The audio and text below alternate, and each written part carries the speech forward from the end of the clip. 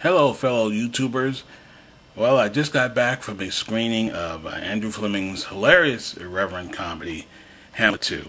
And as some of you may remember, Hamlet 2 was a big hit at the 2008 Sundance Film Festival and was acquired by Focus Films for $10 million. I actually saw this film at a test screening in March with director Andrew Fleming in attendance.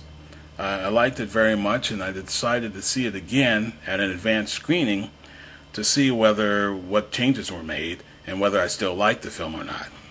Well, let me say that my feelings for the film haven't changed. I still like it very much because I think it's a very, very funny movie. I don't think it's as funny as Tropic Thunder, which I thought was absolutely hilarious, only for the fact that Hamlet 2 is a different kind of humor. When Dana Marges didn't make it as an actor, I'm having a herpes outbreak, but you never know it. he became passionate about teaching. I believe that theater has the power to transform the audience. And discovered I kicked this trash can. he wasn't very good at that either. Hey, we got you another mango iced tea. Mango iced tea is my kryptonite. First of all, acid is a very strong drug. And B, where are my pants? Mr. Marks, could I have a minute? The school board decided to cancel drama. We need to save drama. Put on a play, make it the best you've ever done. We're working on an original play.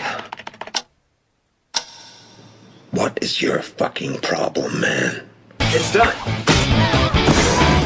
Hamlet 2? Doesn't everybody die at the end of the first one? I have a device. The time machine opens, revealing Hamlet and Jesus! You got my cell number? Yeah.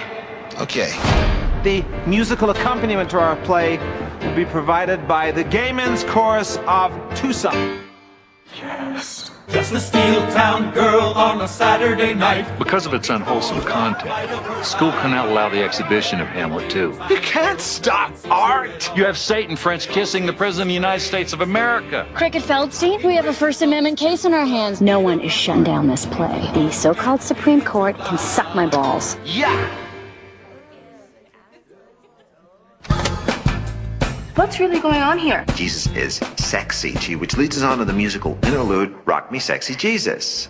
Vamos al infierno por esta madre. Rock me, sexy Jesus. There's a great energy in here. Steve Coogan, Catherine Keener, David Arquette, and reintroducing Elizabeth Shue as Elizabeth Shue. The casting couch, sex for jobs. Your experience?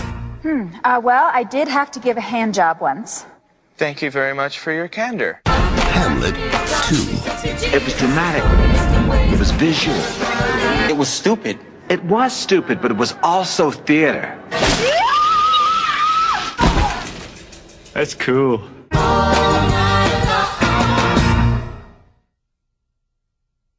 Well, the film opens with an hilarious montage. Dana Marges, played by Steve Coogan, failed acting career, and he informs us via voiceover how rock bottom he has hit career-wise, and he is now teaching drama at a Tucson, Arizona high school. We find that he only has 2 students in his class, both of whom are drama geeks. Rand Posen, played by Skylar Aston, a closeted homosexual who's not quite comfortable with his sexuality, and Epiphany Sellers, played by Phoebe Stroll, as the sexually repressed, racially insensitive resident school drama queen whose verbal exchanges with some of her minority classmates make for some of the funniest moments in the film. Now, Marsh is a man who's going through a lot in his personal life. He has an overbearing wife played by Catherine Keener who wants to have a baby and is constantly putting him down for not giving her one, and wants him to get a real job so they can get rid of the slacker boarder they have living with them, played by David Arquette. His annual plays are bad reworkings of major Hollywood films, including Aaron Brockovich, and they get routinely trounced by the school's newspaper's drama critic. He also finds out that due to budget cuts, his beloved drama program will be axed by the end of the school year. And now, due to certain circumstances, he is forced to take on some minority Hispanic students who don't exactly have an appreciation for the arts and don't want to be in his class. But he eventually wins him over by emulating Robin Williams' John Keating's character from the film Dead Poets Society, and by convincing them to be in his play, which he hopes will raise enough money and give the drama program enough esteem to continue on, or at worst, it could be the swan song to the art he has grown so much passion for.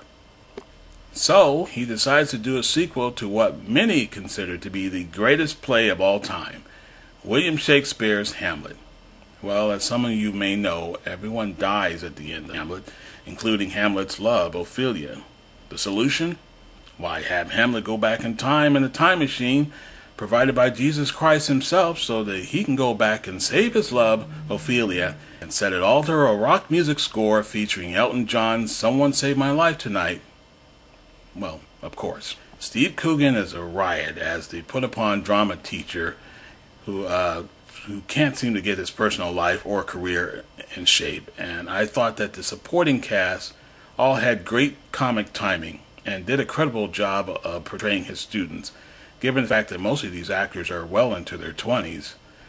Amy Poehler as the overzealous ACLU representative who defends Marsh's rights to put on the play because school administrators banned it because of its homosexual subtext brought upon by a disgruntled student's complaint. She is simply hilarious, but my favorite, I believe, was Natalie Amanilla as Yolanda, whose character is a wallflower and doesn't say very much in the film, but becomes the unwilling target of all the film's physical mishaps and accidents, just like Meg on Fox Television's Family Guy. The weakest link here in the film has got to be Elizabeth Shue, in my opinion, who plays herself in the film, and she does it well, but her character has quit acting and has become a nurse, and Marsh meets her at a clinic while waiting to be tested for fertility. And I believe she's just simply there to serve as a love interest and an emotional catalyst for Coogan's character, and doesn't add much to the film beyond that. So she stays on the sideline throughout most of the film, kind of like an emotional cheerleader. The film is an irreverent mix of Waiting for Guffman, Dangerous Minds, Dead Poets Society, and of course Hamlet. But it also skewers school politics and bureaucracy while providing consistent laughs in between. There are a few times where the pacing could have been tightened a bit, but it's clear to me that Andrew Fleming, who directed Dick and last summer's Nancy Drew, has an eye for this type of comedy. But this would all be for nothing if the production of the play at the end of the film didn't pay off. But with musical numbers like Rock Me Sexy Jesus and a local gay men's choir singing Elton John's Someone Save My Life Tonight in the final production, I left the theater knowing that I haven't laughed this much since Borat. There's quite a bit of vulgar humor in Hamlet too, so it definitely deserves an R rating for those who want to know such things. So I would say Hamlet 2, to see or not to see. I think you should see it. And I'm Towerman 123. Rock me, sexy Jesus, he died for our sins. You gotta believe us. Rock me, sexy Jesus. Oh.